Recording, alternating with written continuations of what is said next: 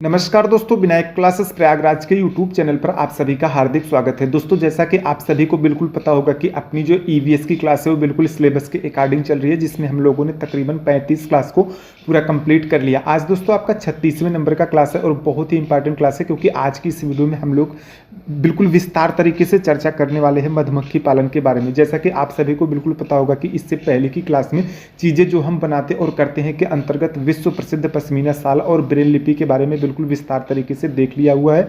आज हम आपको मधुमक्खी पालन के बारे में बिल्कुल विस्तार तरीके से बताएंगे, क्योंकि ये टॉपिक जो है आपके CTET exam point of view से बहुत ही इंपॉर्टेंट बन जाता है, क्योंकि यहाँ से भी आपके हर बार एक क्वेश्चन आपके सीटेट एग्जाम में देखने को मिल जाते हैं। तो दोस्तों, आप सभी से बिल्कुल गुजारिश है कि आप सभी लोग बिल्कुल वीडियो में लास्ट तक जरूर बने रहें और अपने साथ में एक पेपर और पेन लेकर के बैठे, जिससे कि आपको यहाँ पर मधुमक्खी पालन से संबंधित जो भी इंपॉर्टेंट पॉइंट्स मिलते जाए उन्हें आप साथ साथ नोट डाउन करते चले, जिससे आपको एग्जाम के समय रिवीजन करने में भी थोड़ी सी सहूलियत मिल सके। तो चलिए दोस्तों, बिना किसी देरी के आज की इस क्लास को हम लोग स्टार्ट करते हैं, जिसमें हम लोग सबसे पहले मधुमक्खी पालन के बारे में थोड़ा सा देख लेते हैं।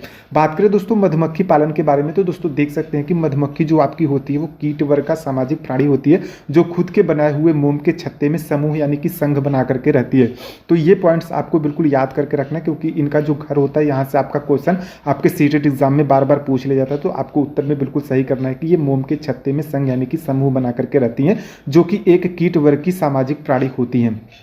अगले नंबर पर दोस्तों बात करें तो दोस्तों देख सकते हैं कि एक छत्ते में इनकी जो संख्या होती है वो लगभग 20 से 50 हज़ार तक होती है, जिसमें एक रानी मक्खी, कई सौ नर मक्खी और शेष जो होती हैं वो श्रमिक मक्खी होती हैं।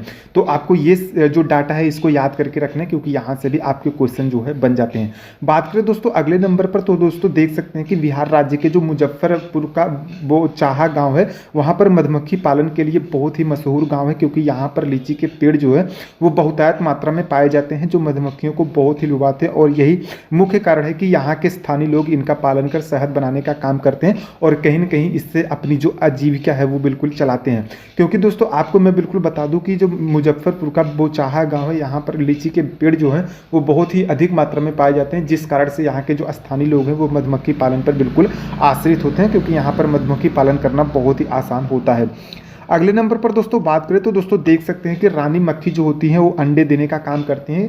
तो आपको ये पॉइंट्स बिल्कुल खास तौर से याद करना है, क्योंकि आपके जो ये पेडोलॉजी के सेक्शन में क्वेश्चन बन जाता है कि कौन सी मक्खी होती है जो अंडे देने का काम करती है। तो आपको उत्तर भी बिल्कुल सही करना है कि जो रानी मक्खी होती है वो अंडे देने का काम करती हैं, जबकि जो श्रमिक मक्खियाँ होती हैं वह शहद के लिए रस ढूंढती है, और जब उन्हें रस मिल जाता है तो वह एक विशेष तरह की नाच करती है, जिससे अन्य मक्खियों को भी पता चल जाता है कि रस कहाँ है, जबकि जो नर मक्खी होती है वो कुछ खास काम नहीं करती हैं। तो आपको ये तीनों पॉइंट्स याद करके रखना है कि जो अंडे देने का काम करती हैं वो रानी मक्खी करती हैं, और जो आपकी श्रमिक मक्खियां होती है वो कहीं न कहीं रस को ढूंढने का काम करती हैं। मान लीजिए कोई श्रमिक मक्खी जो है वो अगर मान लीजिए रस ढूंढने निकली है और उसे रस मिल जाता है, तो कहीं न कहीं वो एक विशेष तरीके की नाच करती है, जिससे जो अन्य श्रमिक मक्खियां होती हैं उनको पता चल जाता है कि शहद अब मिल चुका है, हमको वहां पर बिल्कुल चलना चाहिए।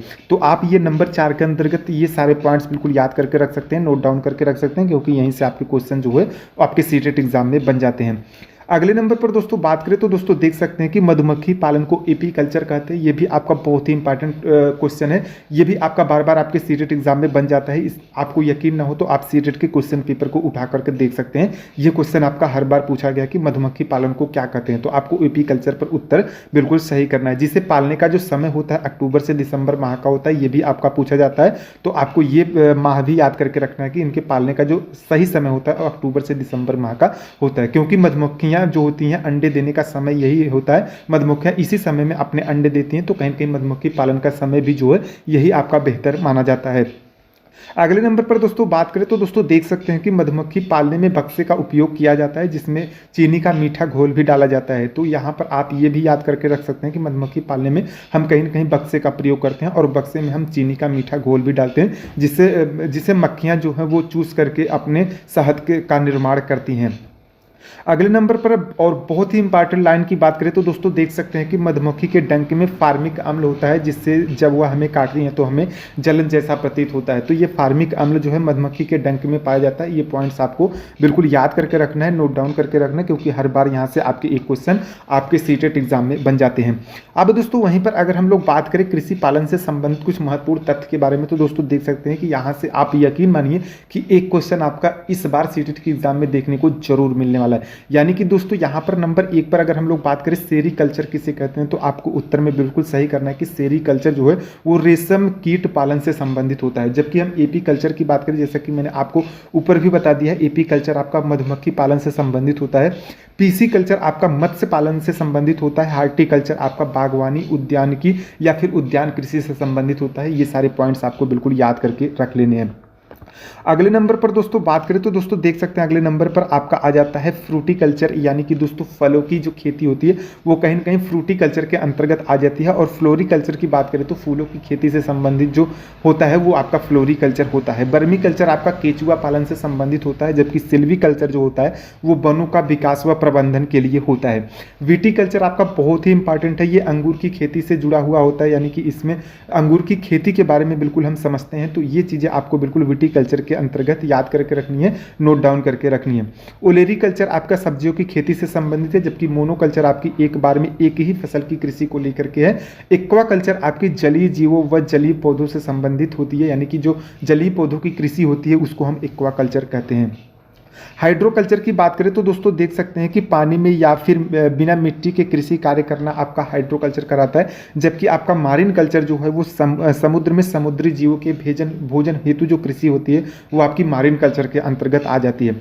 तो दोस्तों देख सकते हैं कि यहाँ पर जितने भी कृषि से संबंधित आपके कृषि पालन से संबंधित महत्वपूर्ण तथ्य थे उनके बारे में बिल्कुल मैंने आपको यहाँ पर विस्तार तरीके से बता दिया।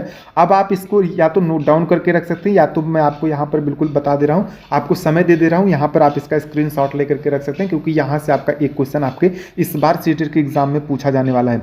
तो दोस्तों उम्मीद करते हैं कि आज की वीडियो आपको बहुत ही अच्छी लगी होगी और बहुत ही अच्छे तरीके से आपको मधुमक्खी पालन और आपको कृषि पालन से संबंधित जो महत्वपूर्ण तथ्य उनके बारे में बिल्कुल विस्तार तरीके से चीज़ें बिल्कुल पता हो गई होंगी। उम्मीद करते हैं कि आज की वीडियो आपको बहुत ही अच्छी लगी होगी।